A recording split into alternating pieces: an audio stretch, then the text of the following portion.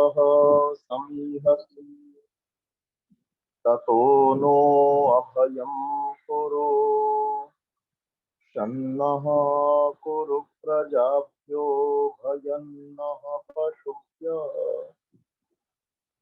धिक्कालार्जनवच्छिन्नानन्तचिन्मात्रमूर्तये स्वानुभूत्येकमानाय नमः शान्ताय तेजसे निरतं शस्य भक्तौ रे मनस्त्वं नो कुतो भवति पतितमालस्य जाले त्वं कियत्कालं च यापयसि कियत्कालं च यापयसि। श्रद्धेया रश्मि सूफी जी, रेखा सिंघल जी, विनोद मित्तल जी, अन्य सभी सहयोगी, वंदनीय मातृशक्ति मातृपुरुषों, बहुत सुंदर चर्चा ये आप सभी के सहयोग से चल रही है। 7वां मंत्र है दूसरी वल्ली का कठोपनिषद का।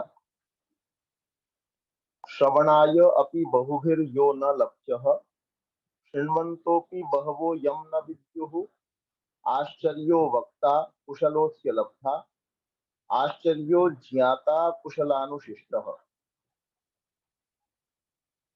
इसको इस प्रकार से बोला जाएगा। श्रवणायापि बहुभिर्यो न लक्ष्यः शृण्वन्तोऽपि बहवो यं न विद्युः आश्चर्यो वक्ता कुशलोऽस्य लब्धाश्चर्यो ज्ञाता कुशलानुशिष्टः। श्रवणायापि बहुभिर्यो न लक्ष्यः शृण्वन्तोऽपि बहवो यं न विद्युः आश्चर्यो वक्ता कुशलोऽस्य लब्धा आश्चर्यो ज्ञाता कुशलानुशिष्टः। श्रवणायापि बहुभिर्यो न लक्ष्यः शृण्वन्तोऽपि बहवो यं न विद्युः आश्चर्यो वक्ता कुशलोऽस्य लब्धाश्चर्यो ज्ञाता कुशलानुशिष्टः। बहुभी अर्थात बहुत से व्यक्तियों के द्वारा यह जो जो का अभिप्राय जो ज्ञान श्रवणाय अपि न लभ्यः सुनने को भी उपलब्ध नहीं होता। बहुत सी दुनिया के व्यक्ति ऐसे हैं जिनको ये आत्मज्ञान जो है वो सुनने को भी उपलब्ध नहीं होता। कान में कुछ शब्द ऐसे चले जाए ऐसा भी अवसर नहीं आता। मृत्यु के बाद में क्या होता है, मृत्यु के बाद में उन्नत स्थान को उच्च स्थान को कैसे प्राप्त करें, इस प्रकार का ज्ञान सुनने को भी प्राप्त नहीं होता। और श्रीमंतः अपि बहवः यं न विद्युः बहुत से लोग सुन तो लेते हैं लेकिन सुन करके भी उसको समझ नहीं पाते हैं।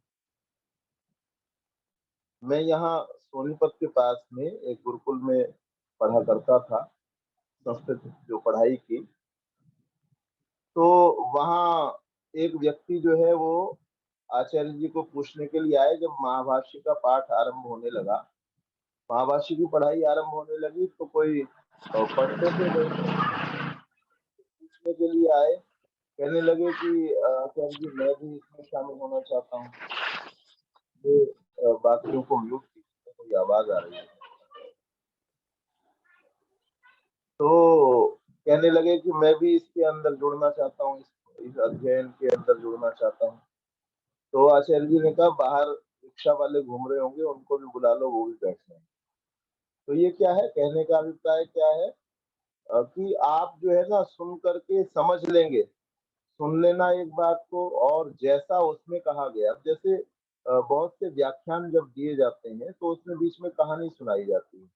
कुछ लोगों को कहानी तो याद रह जाती है, लेकिन ये कहानी किस संदर्भ में सुनाई थी, क्या इसका इसमें प्रेरक तत्व क्या था, क्या प्रेरणा इसके माध्यम से दी जानी थी, किसके उदाहरण के रूप में ये प्रस्तुत की गई थी, ये ध्यान नहीं रहता। तो ये क्या है, आपने सुन तो लिया आपको दिमाग में याद भी है, लेकिन उससे उसका जो कथ्य है, उससे वो क्या कहना चाहते हैं, वो हमने नहीं जाना।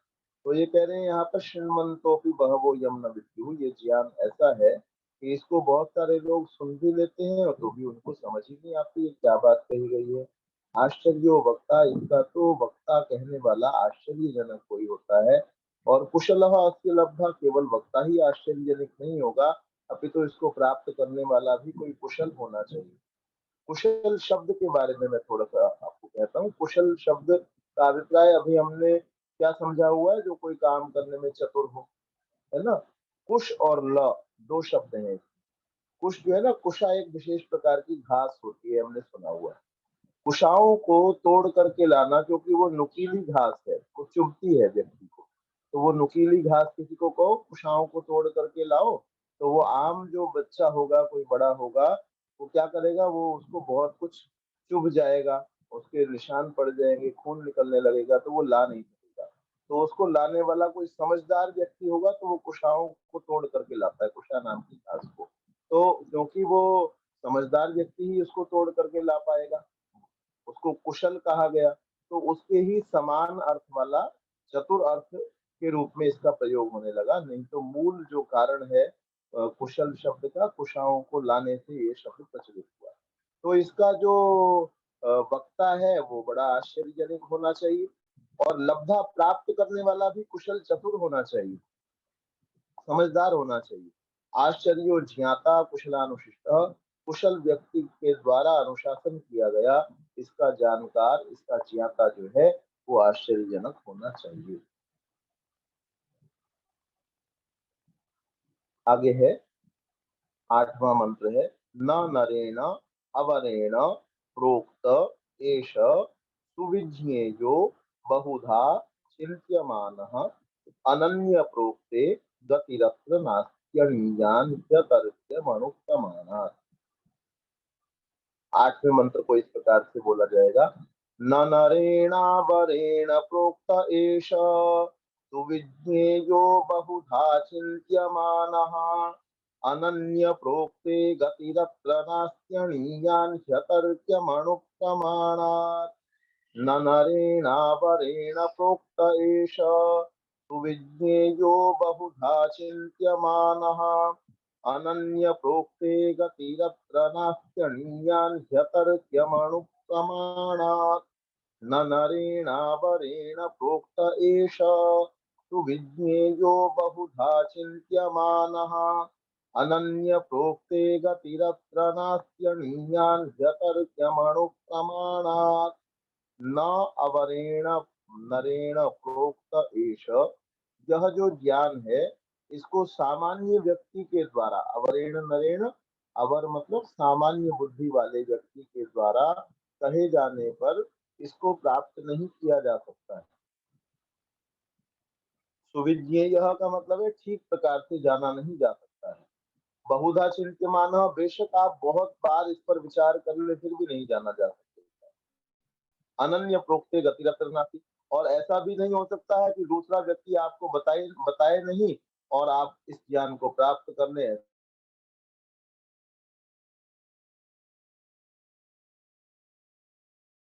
ऐसा भी नहीं होगा। अनन्य प्रोक्ते गतिरत्र नास्ति, अणु जो शब्द है इसका अभिप्राय होता है सूक्ष्म, क्योंकि ये बहुत सूक्ष्म है। अणियान ह्य तर्क्यम, अतर्क्यम, अर्थात तर्क से भी इसको जाना नहीं जा सकता कि आपने तर्क वितर्क किया, कुछ विचार किया, विचार करते करते आप स्वयं सीख गए, तो ऐसा भी होने वाला नहीं है। अणुप्रमाणात, क्योंकि ये बहुत सूक्ष्म ज्ञान है, अणुप्रमाण वाला है। न नरेण अवरेण प्रोक्त एष, सामान्य व्यक्ति के द्वारा, अवर मतलब सामान्य, नरेण व्यक्ति के द्वारा, मनुष्य के द्वारा कहा जाने पर, सुविज्ञेय बहुधा चिंत्यमानः, इसको नहीं जाना जा सकता है बहुत बार विचार करने। अनन्य प्रोक्ते, दूसरे के कहे बिना, गतिरत्र नास्ति, इसमें गति नहीं हो पाती है, इस ज्ञान को हम उपलब्ध नहीं कर पाते हैं। अणियान, क्योंकि यह सूक्ष्म है। अतर्क्यम, और तर्क से भी इसको जाना नहीं जा सकता है। अणुप्रमाणात, अणुप्रमाण वाला होने के कारण से, सूक्ष्म होने के कारण से। यहाँ आप देखें, ये शब्द आया है न नरेण। नर शब्द जो है वो मनुष्य के लिए आता है, नर शब्द मनुष्य के लिए, पुरुष के लिए, मनुष्य पुरुष के लिए आता है। तो अब कहें भाई हर बार यहाँ पर जो है ना पुरुष का ही वर्णन आता है, क्या स्त्रियों को ये जानकारी नहीं होती है? जो आत्मज्ञान है वो स्त्रियों को क्या नहीं आता है? क्या ऐसा है? जहाँ भी देखें वहाँ पुरुष की चर्चा है। तो क्यों ना हम ये मान लें कि हमारी जो ये सभ्यता रही है, भारत की जो संस्कृति सभ्यता है, ये पुरुष प्रधान रही है। क्यों ना इस बात को स्वीकार कर लिया जाए। तो इसमें व्याकरण का एक नियम है, संस्कृत व्याकरण में एक शेष होता है। जैसे आपने राम शब्द के रूप पढ़े हैं,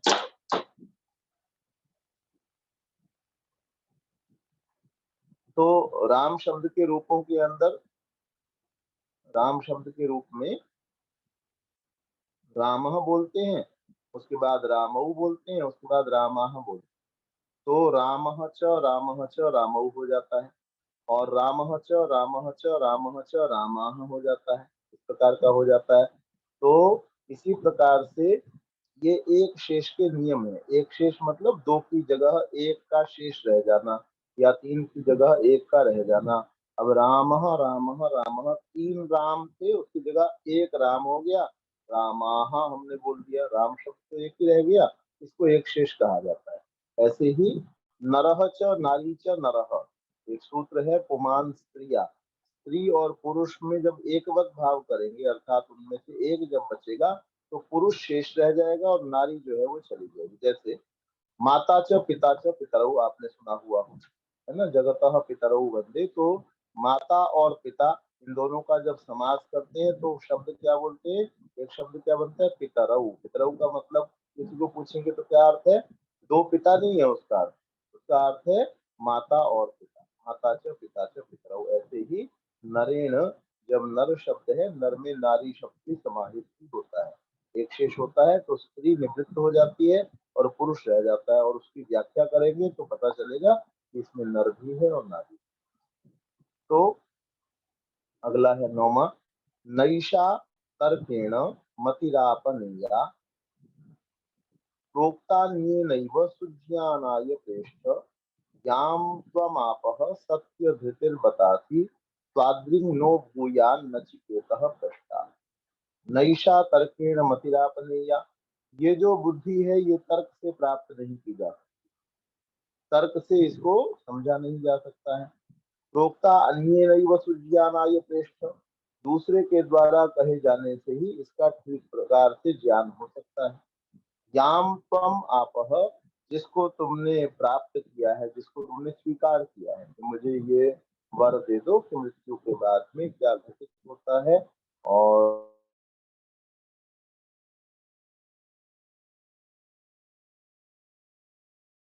उसमें उच्चतम स्थितियों को कैसे प्राप्त किया जाता है, प्राप्त किया है, प्राप्त किया है, स्वीकार किया है, सत्य धृतिर बताती, उससे पता चलता है तुम सच्चे धैर्यशाली हो, सच्चे धैर्यशाली हो जो तुमने ये स्वीकार किया है। स्वाद्रिंग नो भूयात नचिकेता भ्रष्टा, हे नचिकेता तुम्हारे जैसे पूछने वाले हमको मिलते रहे।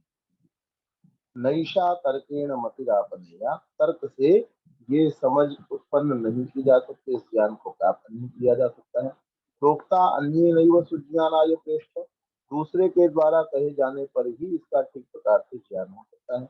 याम त्वम आपह, जिसको तुमने प्राप्त किया, सत्य धृति ही बताती, तुम सच्चे ही धैर्य वाले हो, वास्तव में तुम धैर्यशाली हो।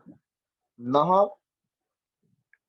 पृष्ठा स्वाद्रिक भूयात नचिकेतः, हे नचिकेता, नचिकेतः अर्थात हे नचिकेता तुम्हारे जैसे, स्वाद्रिक का मतलब है तुम्हारे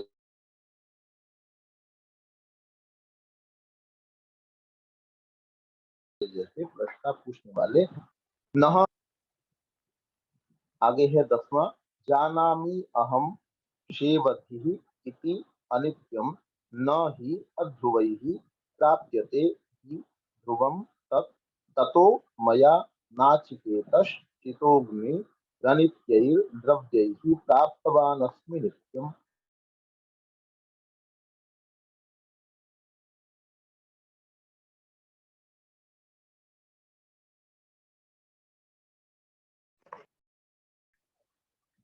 10वें मंत्र को प्राप्यते हि ध्रुवं तत्, ततो मया नाचिकेतश्चितोऽग्निरनित्यैर्द्रव्यैः प्राप्तवानस्मि नित्यम् जानाम्यहम्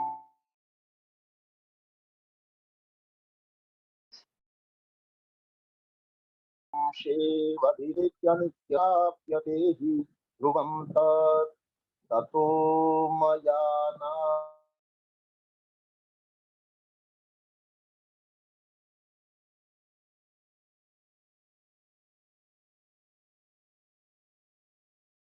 नाचेतश्चितोऽग्निशेवधिरेत्यनित्यम् न ह्यध्रुवैः प्राप्यते हि ध्रुवं ततो मया नाचिकेतश्चितोऽग्निरनित्यैर्द्रव्यैः प्राप्तवानस्मि नित्यम् अहम जानामि मैं जानता हूँ कृपया म्यूट कीजिए कोई और की आवाज आ रही है जानामि अहम अहम जानामि मैं जानता हूँ शिवधि इति अनित्यम ये जो धन संपदा है जितनी भी ये धन संपदा है सारी की सारी अनित्य धन संपदा कितनी अधिक अनित्य है आप देखिए आपका ज्ञान प्रायः लंबे समय तक आपके साथ रहता है हालांकि वो भी हम कभी ऐसे रोगों से पीड़ित होते हैं जैसे अल्जाइमर से आप पीड़ित होते हैं तो उसके अंदर आपका काफी कुछ जो है वो भूल जाता है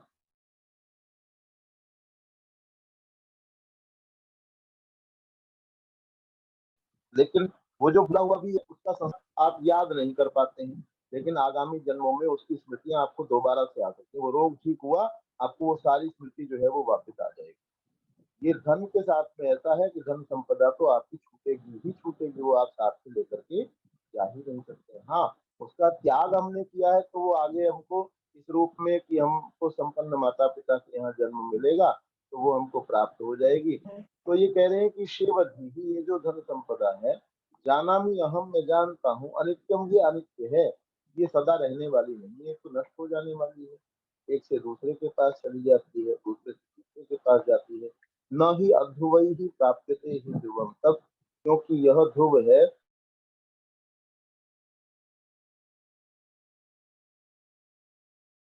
इसलिए अध्रुव ही न प्राप्यते अध्रुव साधन है ये अध्रुव चीजों से अध्रुव अनित्य अशाश्वत एक जैसे अर्थ वाले हैं ये अध्रुव पदार्थों से जो सदा स्थिर नहीं रहने वाले उनसे प्राप्त नहीं होता है ततो मया नाचिकेत इसलिए मैंने नाचिकेत अग्नि का चयन किया है अनित्य ही द्रव्य ही प्राप्तवान अस्मि अनित्य द्रव्यों से मैंने नित्य को प्राप्त कर लिया नाचिकेत अग्नि का चयन करके अनित्य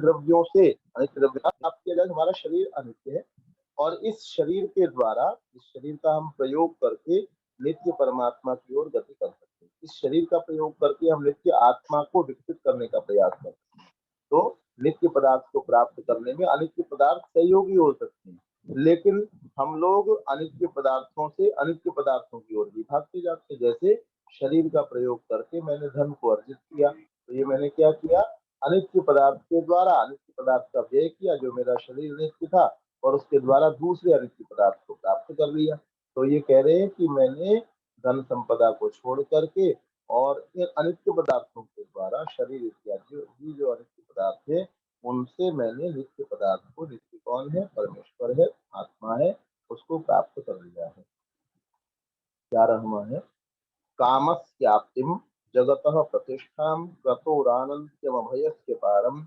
सोमं महदुरुगायं प्रतिष्ठां दृष्ट्वा धृत्या धीरो नचिकेतोत्यस्ता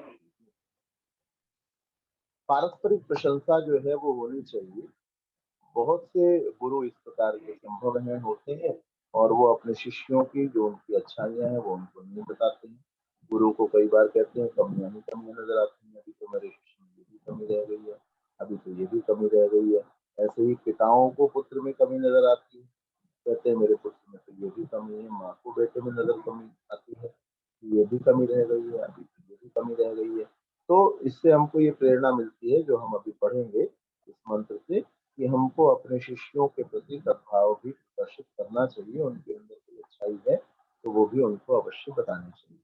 तो ये इतनी बड़ी अच्छाई उसकी थी, लेकिन यमाचार्य इसमें ऐसा नहीं समझ रहे कि मैं अपना समय नष्ट कर रहा हूँ, उसका समय नष्ट कर रहा हूँ, ये तो ठीक है, अच्छा तो है ही है, जो जानकारी चाहिए वो दे दो।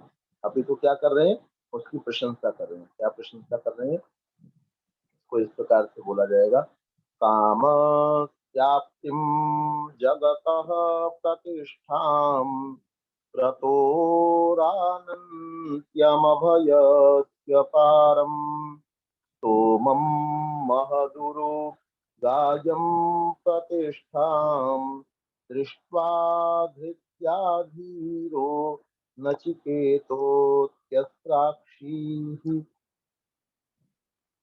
कामस्याप्तिं जगतः प्रतिष्ठां क्रतोरानन्त्यमभयस्य पारम् सोमं महदुरुगायं प्रतिष्ठां दृष्ट्वा धृत्याधीरो नचिकेतो यस्राक्षीः कामस्याप्तिं जगतः प्रतिष्ठां क्रतोरानन्त्यमभयस्य पारम् सोमं महदुरुगायं प्रतिष्ठां दृष्ट्वा धृत्याधीरो नचिकेतो यस्राक्षीः।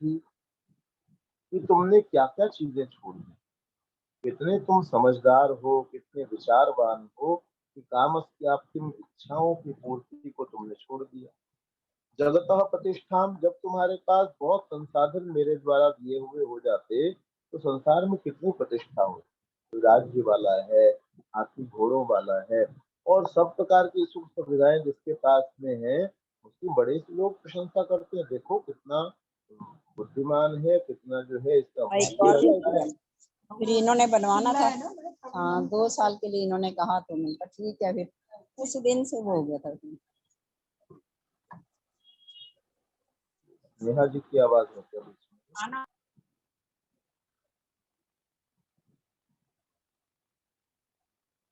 क्रतोरानंत्यम अभयस्य पारम, क्रतोः आनंत्यम, क्रतु के अनंत फल को तुम अगर जीवित रहते, तुम अगर आनंदित रहते, आनंद को प्राप्त करना, सांसारिक चीजों को प्राप्त करते, तो बहुत सारी चीजों को प्राप्त करके तुम बहुत सारा यज्ञ भी करते, संसार में सांसारिक चीजों को ही प्राप्त करते तो बहुत सारा यज्ञ भी करते। आवाज मुझे ही आ रही है कि सबको आ रही है? हाँ, पुष्पा जी और विष्णु प्रिया जी माइक बंद कर लें। विष्णु प्रिया जी के यहाँ से आवाज नहीं आ रही है, पुष्पा जी के यहाँ से बहुत साउंड आ रहा है, कृपया माइक अपने बंद कर लें।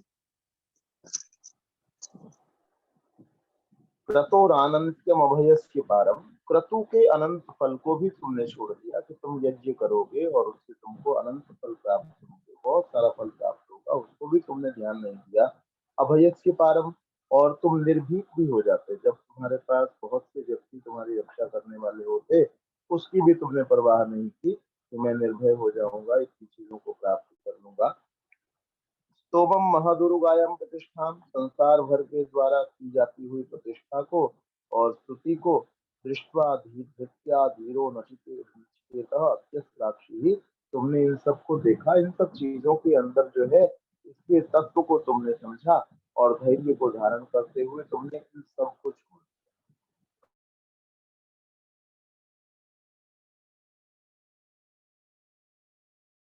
काम अत्यात्म, संसार की इच्छाओं की पूर्ति को तुमने नहीं चाहा, क्रतु यज्ञ के अनंत फल को तुमने नहीं चाहा, अभय के पारम, और अभय के पार को तुमने नहीं चाहा कि मैं संसार में रहता हुआ व्यक्ति को करके हूँ। सोमम महत आने वाली प्रशंसाओं की भी तुमने परवाह नहीं की। दृष्टवा धृत्या, इन सब चीजों को तुमने देखा, समझा और धैर्य पूर्वक धीरह नचिकेता अत्यस्त्राक्षी, धैर्यशाली नचिकेता, तुमने इन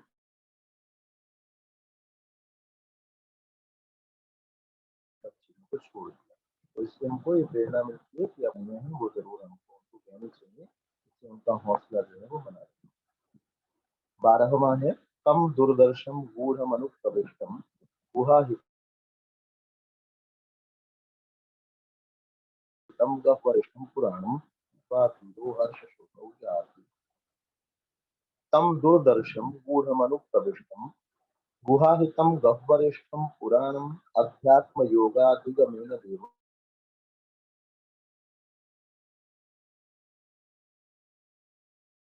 मत्वा धीरो हर्षौ याति।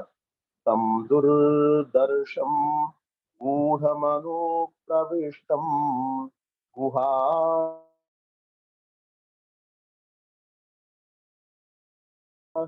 गह्वरेशं पुराणं योगाधिगमेन देवं मत्वा धीरो हर्षशोकौ जहाति।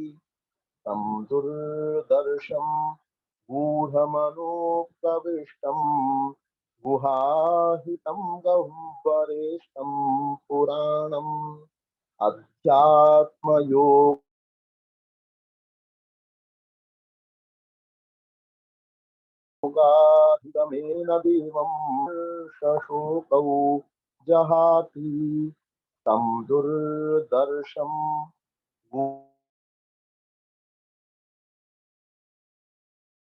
गूढमनुप्रविष्टं पुराणम् अध्यात्मयोगाधिगमेन देवं मत्वा धीरो हर्षशोकौ जहाति। तम दूरदर्शम, उस जिसको चर्म चक्षुओं से देखा नहीं जा सकता। गूढ़मनुप्रविष्टम, जो गहरे हमारे भीतर प्रविष्ट है।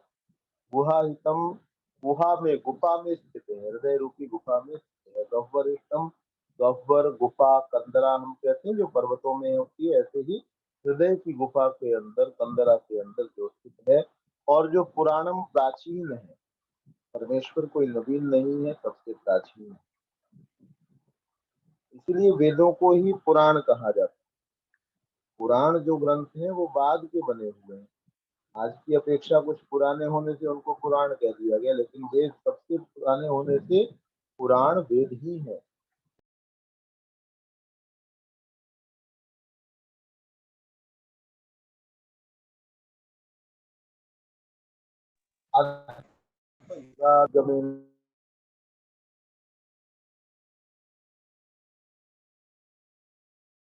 देवम, अध्यात्म योग के अधिगम से देव को मत्वा जान करके धीरह धैर्यशाली व्यक्ति हर्ष शोक जाति, हर्ष और शोक को छोड़ देता है।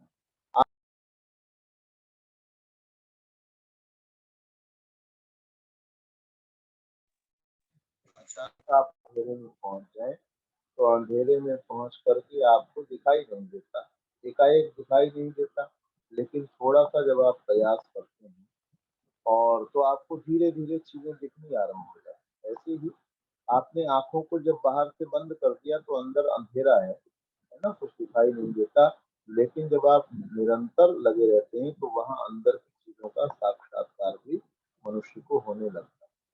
तो ये कहा गया तम दूरदर्शन, वह परमेश्वर जो चर्म चक्षुओं के द्वारा देखा नहीं जा सकता है। गूढ़ मनुप्रविष्टम, जो गहरे हमारे भीतर प्रविष्ट है। गुहाहितम, जो गुफा के अंदर है।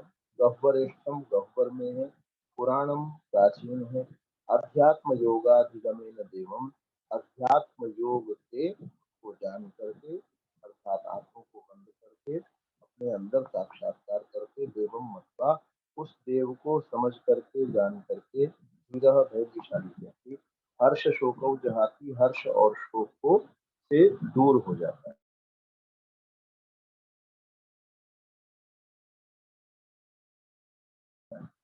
हर्ष और शोक से रहित हो जाता है। तो एक बड़ा सुंदर प्रश्न चंद्र जी, जो बहुत ही स्वाध्यायशील है और संस्कृत भी पढ़ रही है, पूरे परिश्रम के साथ पढ़ रही है, उन्होंने एक प्रश्न रखा था और उस पर दोबारा से चर्चा कर दी जाए। तो उनका कहना था कि हम लोगों को काफी मास हो गए ये 16 संस्कारों के ऊपर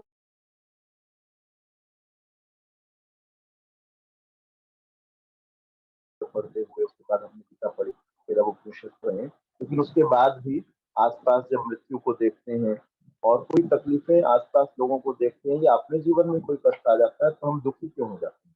जब हमने इतनी चीजों को पढ़ लिया और पूरी इच्छा से, पूरी इच्छा शक्ति से अपने पूरे लगता भी है कि हम कुछ ना कुछ इसमें सीख रहे हैं, वैसा बन रहे हैं, तो हमको परेशानी क्यों होती है, कष्ट क्यों होता है? तो ये किसी के जो परेशानी हम लोगों को होती है, उसका हमारा स्वभाव बहुत पुराना है। हो सकता है इस जन्म का हो, पिछले 50 वर्षों में अनेक बार मृत्यु हुई जो हमारे करीबी व्यक्तियों की, तब-तब जब-जब मृत्यु हुई तब-तब हम परेशान हो रहे थे और अ, उससे पूर्व जन्मों का भी हमारा ऐसा ही अभ्यास हो सकता है। तो कई जगह तो विशेष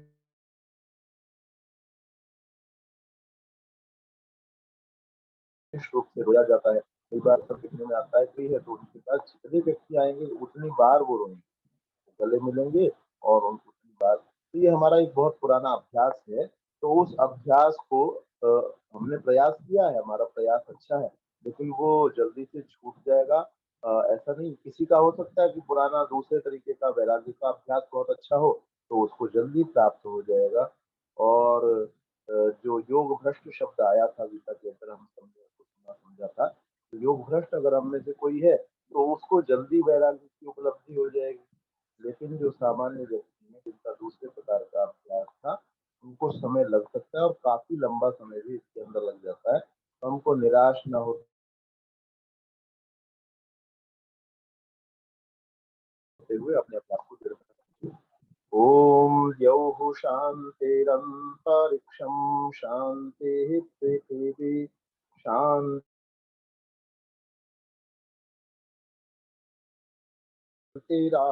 शान्तिरोषधयः शान्तिर्विश्वे देवाः शान्तिर्ब्रह्म शान्तिः सर्वं शान्तिः शान्तिरेव शान्तिः सा मा शान्तिरेधि ॐ शान्तिः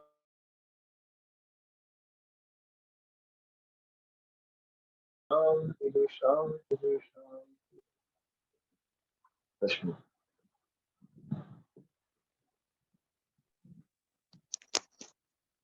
जी आचार्य श्री, आज आचार्य श्री ने बहुत सही कहा कि योग भ्रष्ट व्यक्ति का वैराग्य को वह जल्दी ही उपलब्ध होते हैं और सभी का अपना अपना स्तर है। किसी को सुख में ज्यादा लिप्तता होती है, किसी का तो वो दुख की ओर भी उसका उतना ही लिप्तता रहेगी और हमें निरंतर निराश नहीं होना है, निरंतर लगे रहना है। अवश्य ही संस्कार बनते हैं। तो और मुझे तो ऐसा लगा कि इस काल में मुझे बहुत कुछ सीखने को मिला और अभी शायद कोई भय या निराशा नहीं आती है जीवन में। ये जो सत्र चल रहे हैं इन्हीं के ही कारण। और किसी के कोई प्रश्न है तो रख सकते हैं। लता दी ने हैंड रेस किया हुआ था, उनके प्रश्न है तो वो रख सकते हैं। 2 मिनट जी अभी हमारे पास है। फिर भी मैं रखूं एक प्रश्न।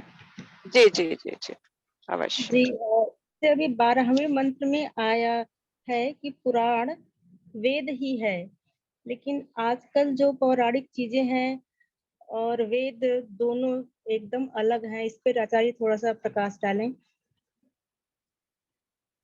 जी, वास्तव में तो पुराण जो है, पुराण शब्द का अभिप्राय जैसे मैंने अभी कहा प्राचीन है।